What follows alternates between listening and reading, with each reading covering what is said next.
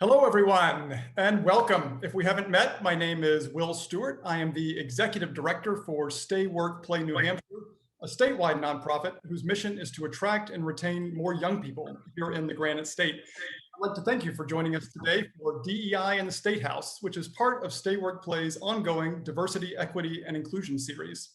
Our DEI series features events that aim to foster conversation, enable learning experiences, and push for change.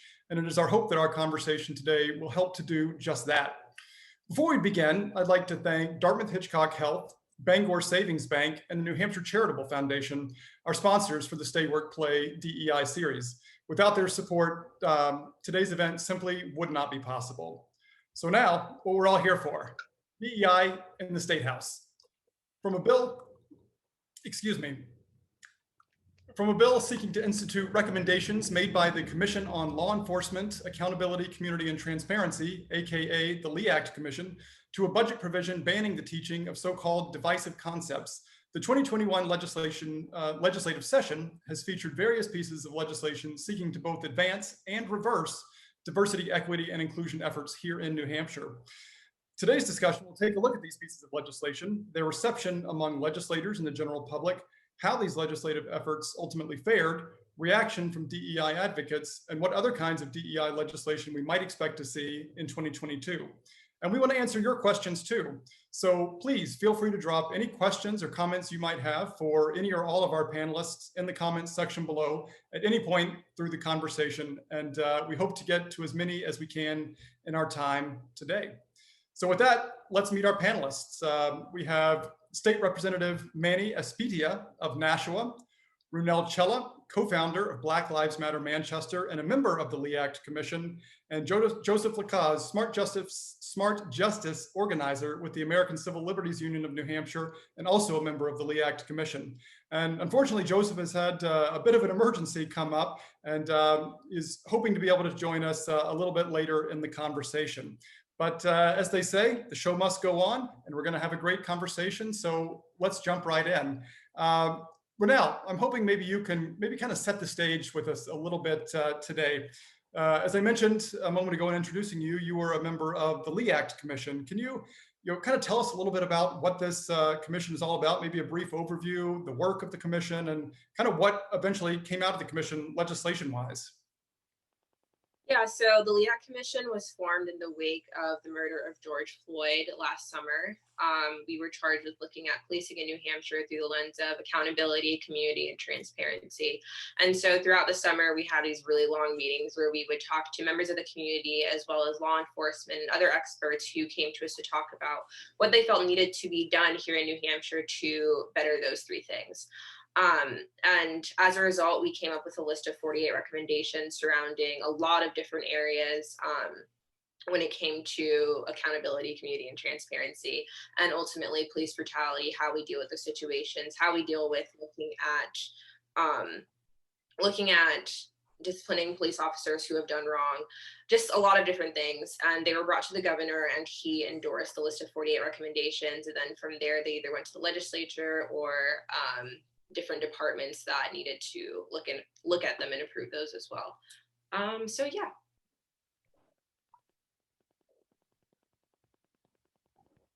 You're on mute. Would help if I unmuted, yes.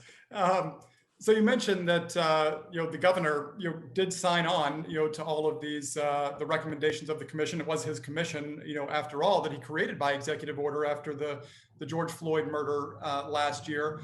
But kind of the resulting legislation, which was Senate Bill 96, got watered down pretty early on in the process. I'm wondering, both Runel and Representative Espitia, if you could talk about what happened. And I think rhetoric happened. I think people got scared, and promises that were made, people started to slow walk. And I think the main core of the legislation was ripped out in the Senate, which is incredibly unfortunate. By this this awful rhetoric of that people were reassociating accountability with I think just with something that what it wasn't. So I think we SB 90 sorry, the LEACT Commission's recommendations on which created SB 96, like basically got watered down in the Senate, which is really unfortunate because I know a lot of members in the House were really looking forward to supporting this legislation. And because of that, I think politics happened and the bill, unfortunately, never really got the attention or the support it deserved. Renell, what else do you think? Yeah, I would say the same thing. It was really disappointing because there were a lot of things that I wish came out of the commission that didn't, but I was really happy that we were able to make a recommendation surrounding the collection of data when it comes to the demographic of race at any stop, detainment, or arrest. I thought that that was really important and it was a key to transparency. And so to find out that something that we had looked at all summer was now being taken out of that bill and it was complete, the teeth were completely taken out with that.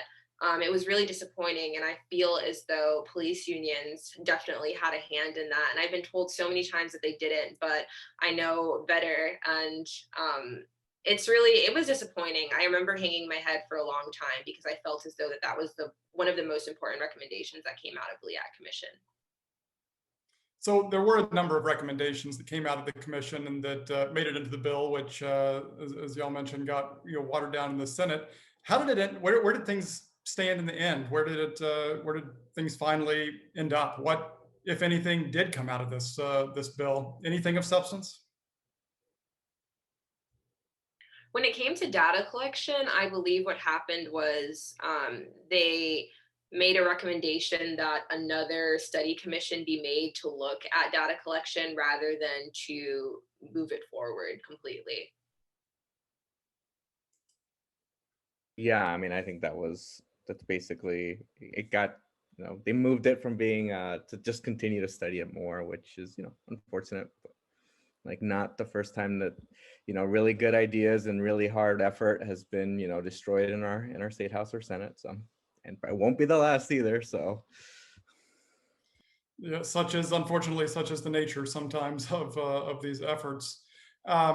So, Representative, since we have you right here, of course, Senate Bill 96 was certainly a big focus of DEI legislative efforts this year in Concord, but it wasn't the only bill seeking to advance DEI here in New Hampshire.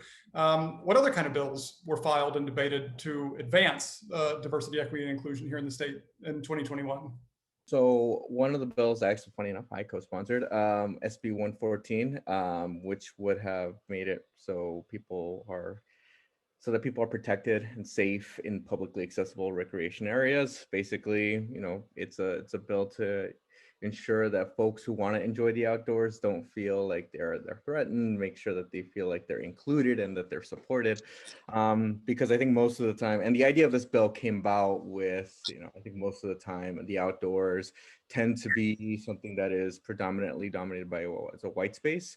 Although, especially with the divide of like urban versus rural divide, I think most folks don't take into account that like many members of many people of color like to enjoy the outdoors. So but I think there's also like a fear of like of feeling threatened, and we've seen incidents in the past of folks heading up to areas where for vacation and then being threatened and things like that. So we decided, we want to make sure these trails are safe, and one of the key pieces of this was to make sure that the training that our state police and our public safety officers were getting with implicit bias trainings, that Fish and Game would also get, the same kind of training, because it should only be fair as they're both, public safety official groups. But what ended up happening was, they said, they ended up saying no to this.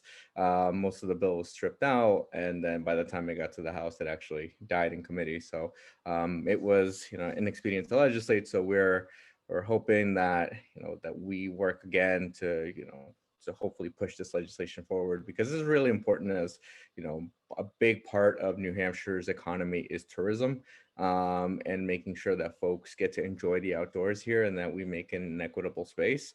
So we're hoping that we can, at least try to either bring this back next year or hopefully wait till 2022, or not 2022, but 2023. But I mean, this is this is just so core to New Hampshire's like the outdoors. So we want to make sure that's it's a good space for everybody.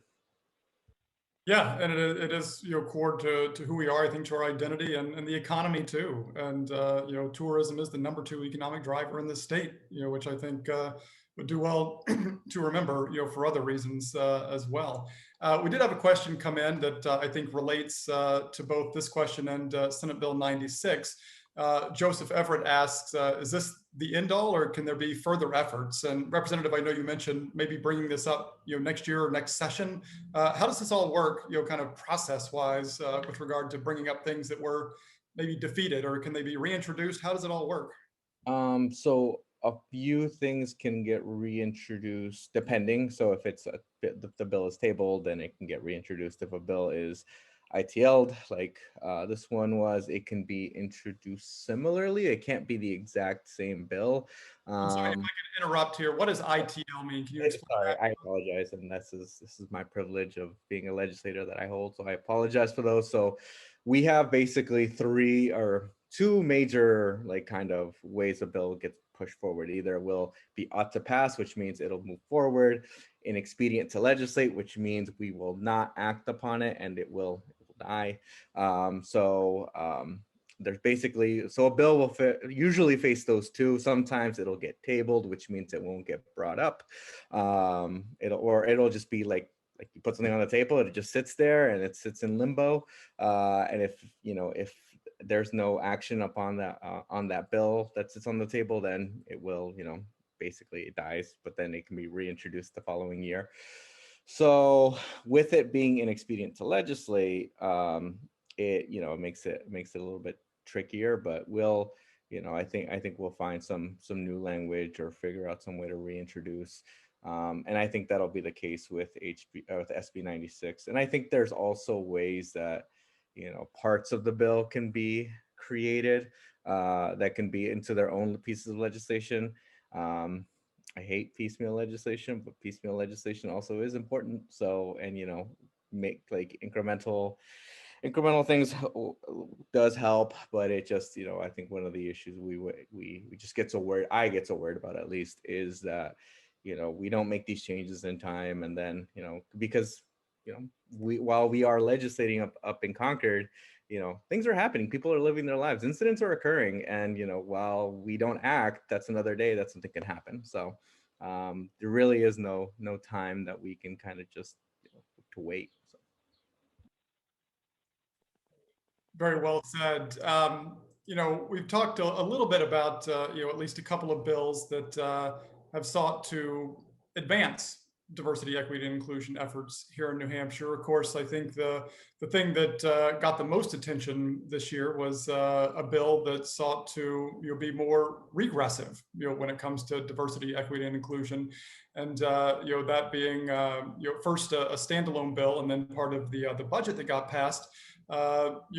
So-called critical race theory, the so-called divisive concepts, which the legislature, again, via the state budget, says now cannot be taught in New Hampshire schools. I'm curious, Representative, where did this come from, and what on earth does it have to do with the state budget? So they say that the budget doesn't usually include too much policy, but that's not always the case. There will be things that are inserted that will be reflective of policy. And usually they're used as a way to negotiate to get things passed in our budget sometimes.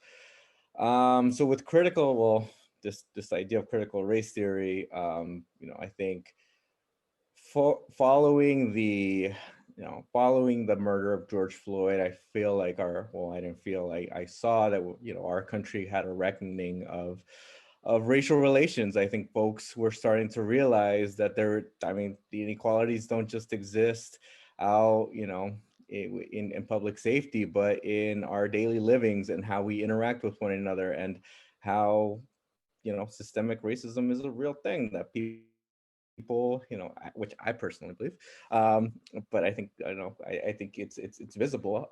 So a lot of that started happening. A lot of people started reading upon how to be an anti-racist, how to treat people like equals. And because of this, there was a backlash of, they're gonna make it's basically like, oh, they're making us try to, you know, feel bad for ourselves, and which is not the case. I mean, it's a lot of this is just really accountability work that we're all working on. But because of it, you know, I think there was a real backlash that sparked this whole critical race theory push, that in my personal opinion, was really brought on by bad actors. But this is a movement of bad actors across the country. This isn't isolated to New Hampshire. This is, you know, this is in the states all over the country, whether it's in Texas, Tennessee, you know, I think, I'm trying to remember other states, Florida, who've tried to pass similar pieces of legislation, some Oklahoma successfully, and who because of it have created, you know, a lot of issues in education and academia. And because of it, you know, we're, you know, in Texas, we're really kind of looking at textbooks and what are we including in textbooks. And I always say, like, you know, politicians should not be, you know, creating curriculum. Like, that's not our jobs. Like, we have incredible public educators, or not even public educators. We have educators who've trained, who've gone to school for this, and who, you know, this is what they do. So in my opinion, I think, you know, we shouldn't be really creating this curriculum. We shouldn't be teaching, and there is no critical race theory being taught in schools. I think there is an idea that, oh, like, this is my child's education. This is not happening. Nobody, like, you know, history is being taught, yes, but I think, you know, I think facts are facts in the end of the day. And so I think there's a lot of issues around right now, how we're going to respond. I think the Attorney General's off. Oh, sorry, let me backtrack. So we did add this to our budget. It was not going to pass as a bill because of so many advocates. And because of that, they said, you know what, let's add it to our budget. Let's go ahead and add this horrible, like, this idea and like of divisive concepts into our budget. But this isn't, you know, these aren't divisive. This is just reality. This is, I think a lot of folks are just worried that they don't want to talk about tough issues, but we have to reckon with these issues. We have to have the conversation. Otherwise, we just sweep it under the rug and things persist and things perpetuate. And so, like I mentioned earlier, systemic racism is a real thing that's going on in our system currently. Like, we can just look at redlining and housing, which is a very co-communities have been created because of this. And we can't just look back and, oh, that's just a coincidence. This just so happened. Like, no, that didn't just happen this way. There were policies that created this. So, you know, they put in this bill.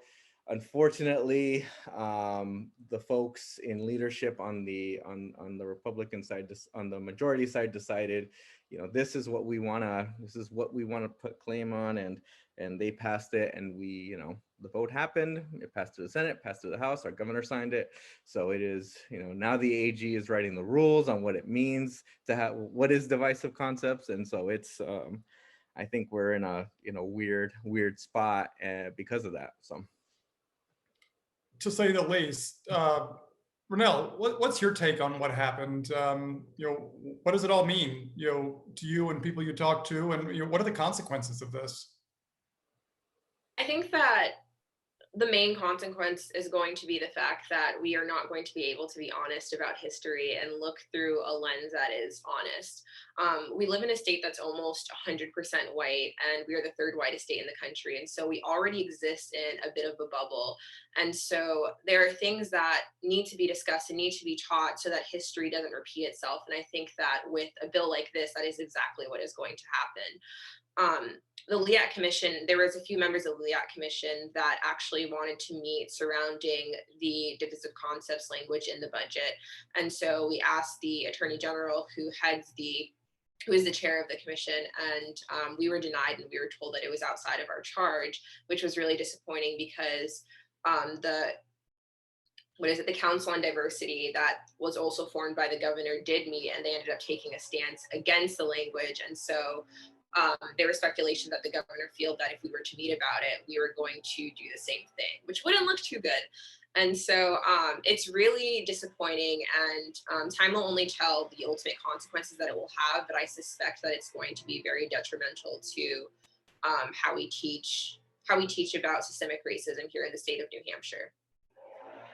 course, here at Stay Work Play, we're all about, our core mission is to attract and retain more young people here in the state. I'm curious, both you, Renell, and you, Representative, how do you think, what kind of message does it send, to young people, here in New Hampshire, and maybe those from away who might consider moving here? I mean, I think it sends the wrong message that we're, I mean, this amongst many other things, but that we, that we are not willing to have those conversations, that our state government is really kind of moving backwards, in my opinion. I mean, this would, this would help try to bring those conversations to a lot of our public employees. We deal with, while we are a predominantly white state, there are like a large number, especially in certain regions. Like I live in Nashville, where, in my district, it's about 30% Latino. So to say that, we have to work with, like, have cultural, what's the word I'm looking for?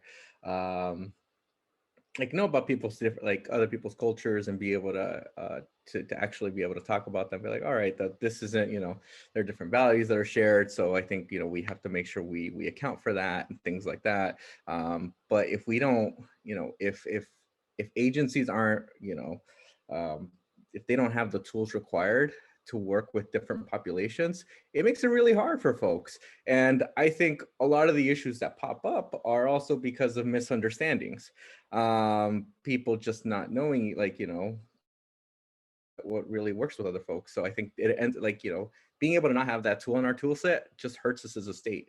And it, like I said, it sends the wrong message. It makes, if I was working in academia, I would be troubled, and I would maybe steer clear of places that have these kind of, this kind of work, like these, what am I, these things, basically any like divisive concept talks or like critical race theory, things like that. I would be like, what, I don't want to deal with that. I'm going to move to a state that maybe, or work at an institution that would allow me to have more academic freedom.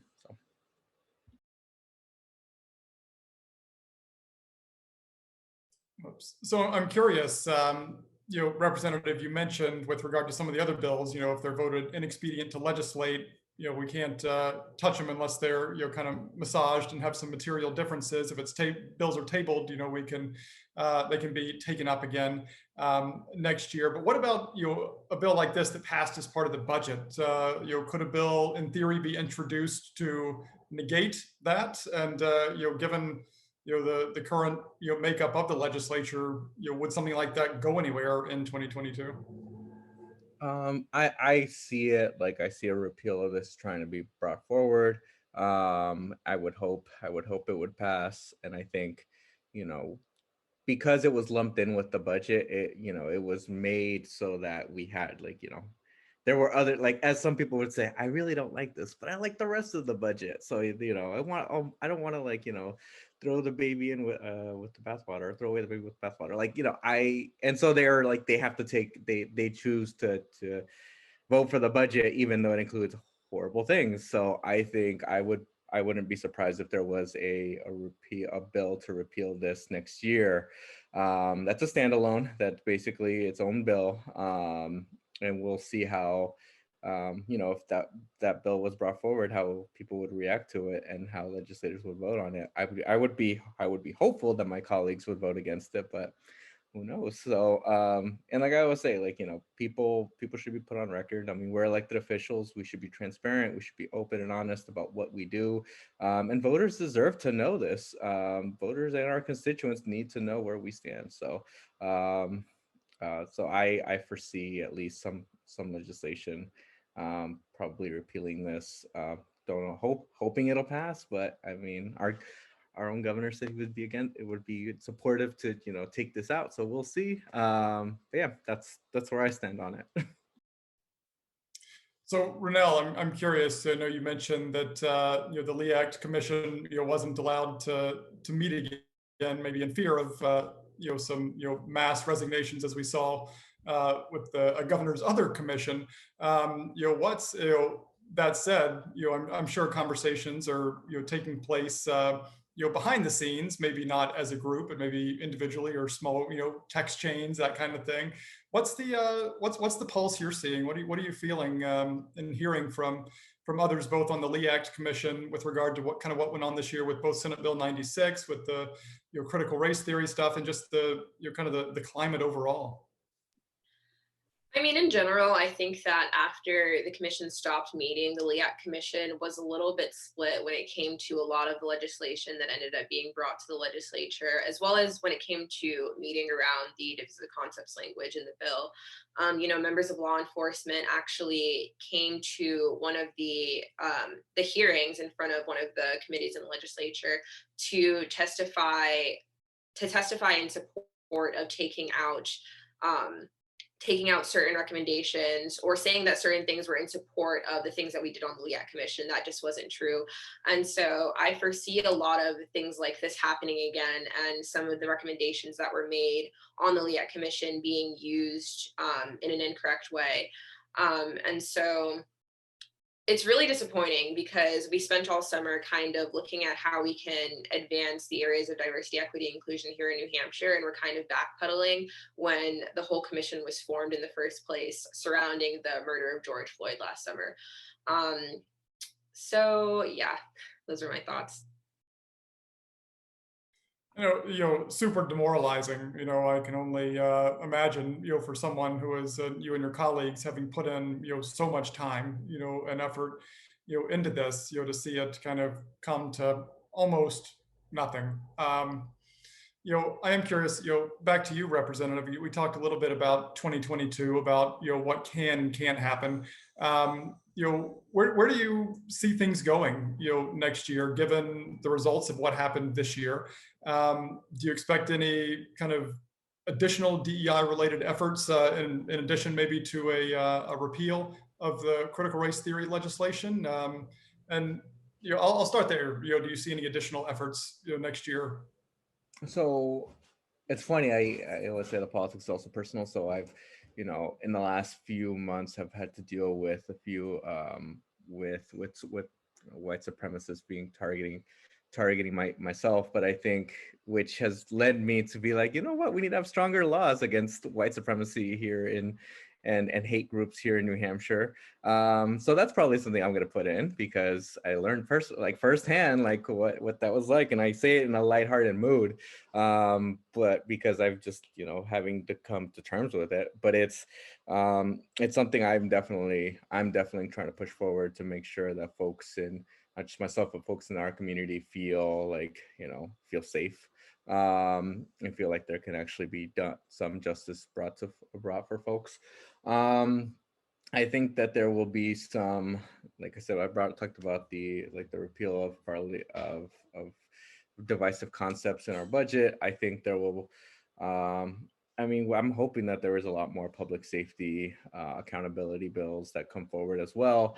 And so, it's gonna take time. I think there will be some more legislation that gets brought in, because even though some people don't want to acknowledge it, like diversity, equity, and inclusion is a part of how we live, and something that we should be aware of, and something that we should work within. And so, I think that we need, I was just mentioning housing. I think that's an area where we need to do more work around emphasizing that. So hoping that we can, bring some solutions in at least those two worlds of housing and public safety. So.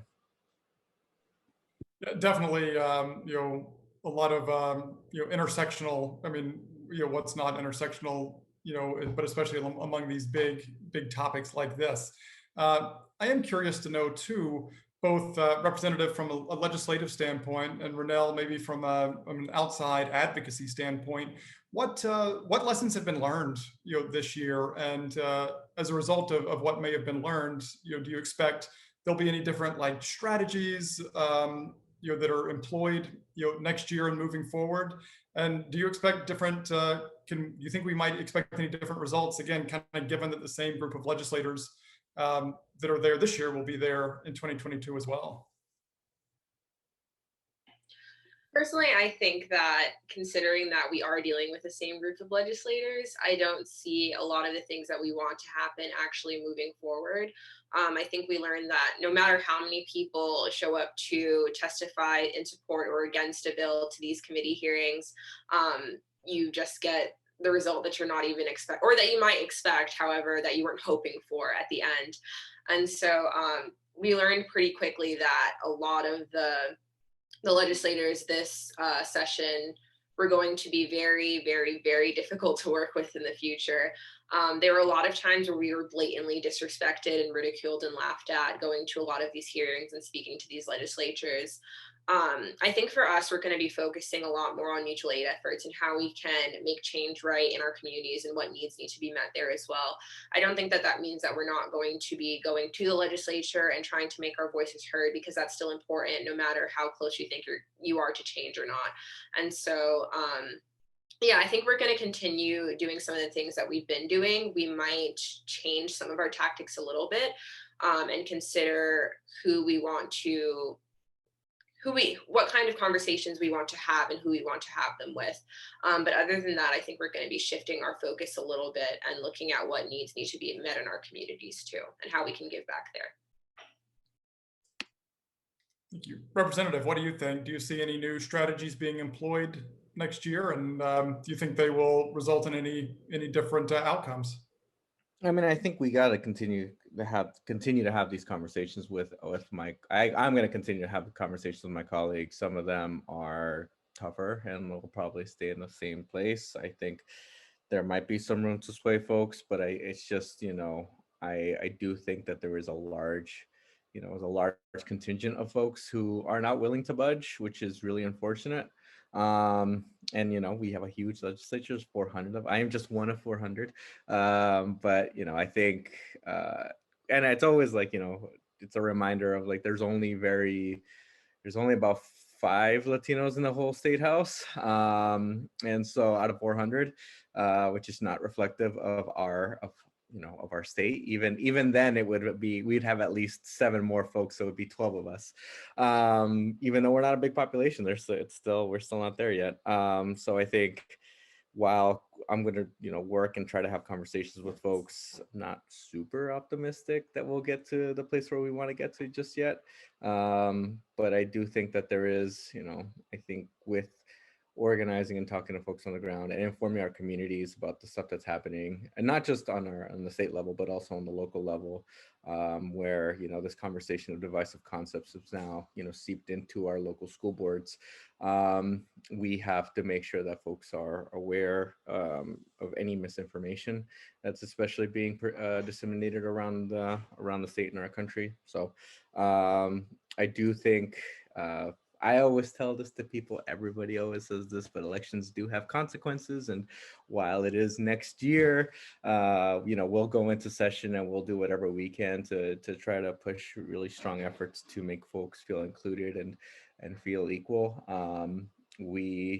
After June of next year, we'll have another election in November, and then we'll see where we go from there.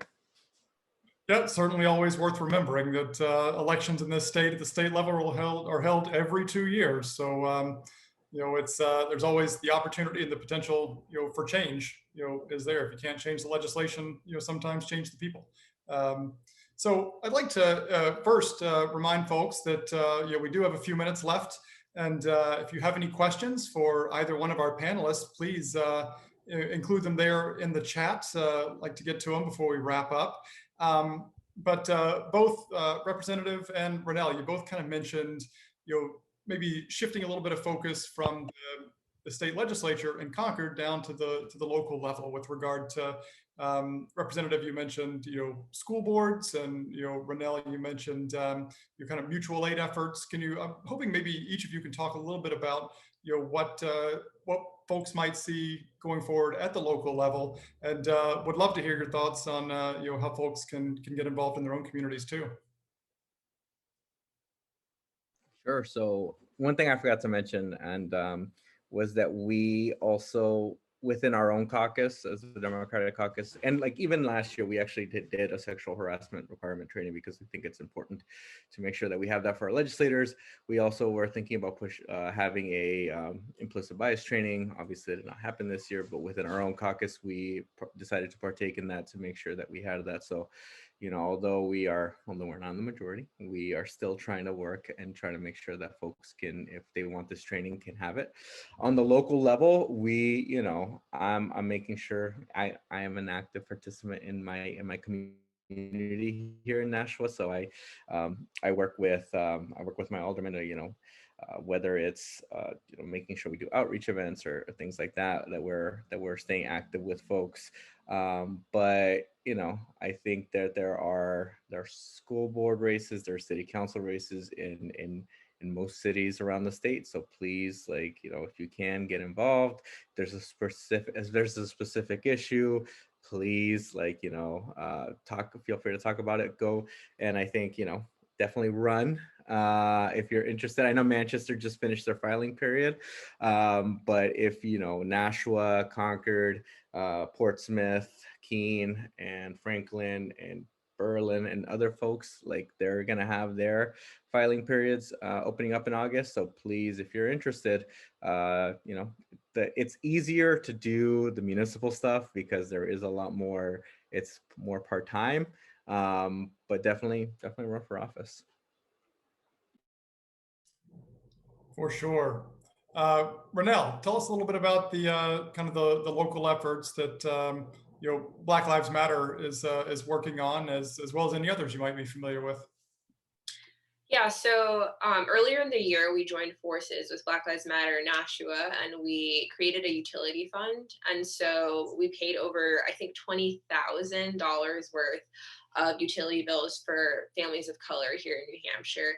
And it was really great. And we got a lot of support, and it was something that we wanted to continue. So we recently just opened back up a mutual aid fund, and we're covering like way more than utility bills this time, like rent and like car payment, like basically anything. Well, not anything, but like you get what I mean. So yeah, we're kind of focusing on that and trying to see like what else we can do to serve members of our community. So if you guys have any ideas, then you just like let me know. I'll put my email in the chat, because we're always open to new ideas of how we can better serve and give back to our community. And so, yeah, that's what we're focusing on right now. It's a really big project, and it takes a lot more work than we had imagined. But I think when we first started our organization, this is kind of what we envisioned to be our role in our communities. So. Well, I know, again, you know, we're kind of wrapping up on our, you know, our conversation. Again, if anyone has any questions that you would like to ask, feel free to throw them in the chat there. Get some good conversation going on, some different resources being shared, and, you know, folks encouraging others to run, both at for office at both the local level and the state level. Never too early to start planning yourself if you want to run for state rep next year or any of those local offices this year. You know, one thing I did want to ask too, for both of you and both of your kind of respective spheres, as you can see across the screen, the majority of people here are white. How can we, you know, be allies in the work that you're doing, both you know, representative at the legislature and Ronell at the kind of the community level? What do you see, and how can we best be the best allies we can be? Donate to the BLM Mutual Fund. No, I mean, they do amazing work, and they are, like, you know, making sure that we help out some of our most vulnerable. But in all honesty, I mean, always make space, always try to make sure that we can uplift our people's voices.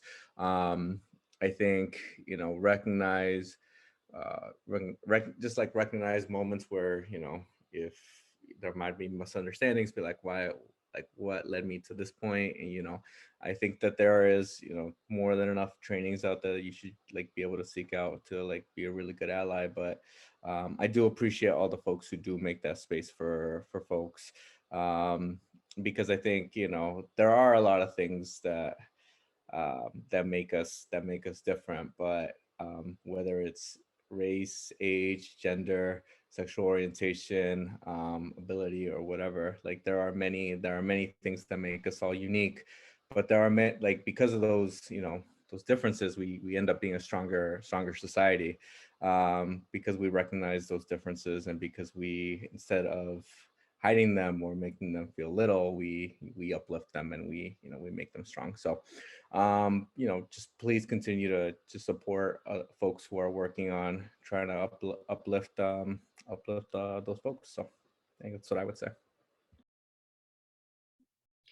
I would say, just like Manny said, donate to our mutual aid relief fund. That would be very, very helpful because we're receiving literally thousands of requests every day, and we'd like to be able to fulfill all of them. So that's the first thing. And the second thing for me would be just showing up outside of a crisis, because a lot of the times we see attendance at our events or attendance on our Zoom calls, or just the amount of inquiries and comments and questions that we get. Those just are more, I don't know what the word I'm looking for is, but we get a lot of those things when something happens. But I think it's really important that you show up outside of crisis and when BLM has left the headlines and when no one's really talking about it anymore, because those are the times when we really, really, really need help. And I think that that's really important. Oh, and finally, continue to testify. Although I know Renell talked that it's tough, and they're we testify but nobody hears us. I always appreciate when people people show up to testify before our committees, because at least in my eyes, it shows me that all the work that we're doing isn't just going. And I know it was tough. I know that it was in the past, going up to Concord is a pain in the butt, but now I'm hoping we can keep this transparency going, of keep doing this via Zoom. We can hopefully make it accessible for so many people. So please just continue to advocate. Yes, indeed. A couple of questions here in the chat. Renell, it's asked, is there a link for the relief fund that you can share in the chat for everyone? I'm really trying to find it. Okay. And, Mommy. And let's see, Manny, Becky Colpitz asked, how many of the group of 400 legislators are white? Don't know if you know that off the top of your head, but. I would probably say at least 370 of them. Probably. So I'd say there's about 30 non-white folks in there. So pretty big number. All right. Well, okay. We got the form in there that Renell shared. Thank you for that. And yep, have a BLM Manchester donation opportunity as well. So definitely great opportunities to help out in that way. So I believe, unless we have any other questions, we might be heading toward the end of our event here today. I think it's been a great conversation. It's been engaging and illuminating, maybe a little bit depressing, but I think certainly kind of shows us the importance of continuing to fight both for these issues for diversity, equity, inclusion in New Hampshire, both from a state legislative perspective and a local perspective as well as the importance of getting involved, and if not running ourselves for these state and local offices, to get involved in these campaigns, to help out, as was said in the chat, to go out, knock on doors, donate some money, and really get engaged in the fight to advance these concepts, and to make New Hampshire the kind of place that that young people and all people will feel welcome and will want to stay and to move here. So thank you, Representative Espitia and Renell Cella, for sharing your thoughts and perspectives with us today. It's very much appreciated, and it's always good to have kind of the inside scoop and see what was going on that wasn't always apparent through the headlines that a lot of us read. And thank you to you all for being part of the conversation here today, both listening and engaging in the chat. Definitely was a robust conversation. For those of you who would like to help continue making New Hampshire more welcoming to BIPOC communities, I would also encourage you, another opportunity would be to join Stay Work Play. in our nonpartisan issues-based advocacy efforts in Concord. The Stay Work Play Board of Directors about a year ago voted to make diversity, equity, and inclusion a policy priority for Stay Work Play. And this means we're taking an active role in Concord, for bills that aim to make New Hampshire more welcoming to BIPOC communities. And to learn more about how you can get involved and learn about the issues that we've been following and advancing, and other legislation impacting the attraction and retention of young people and getting involved, would encourage you to go to stayworkplay.org/advocacy. And we actually also have a new advocacy network you can learn about while there that gives some great opportunities to get involved, reach out to legislators in your area and really make your voice heard. So with that, thank you again for joining us this afternoon. On behalf of myself and my colleague Beth Sands, very much hope you enjoyed the conversation and that it was worth your time and attention. Would also like to thank, before we wrap up, Dartmouth Hitchcock Health, Bangor Savings Bank, and the New Hampshire Charitable Foundation, again, for their support of Stay Work Play's Diversity, Equity, and Inclusion series. And with that, thank you all and have a great day.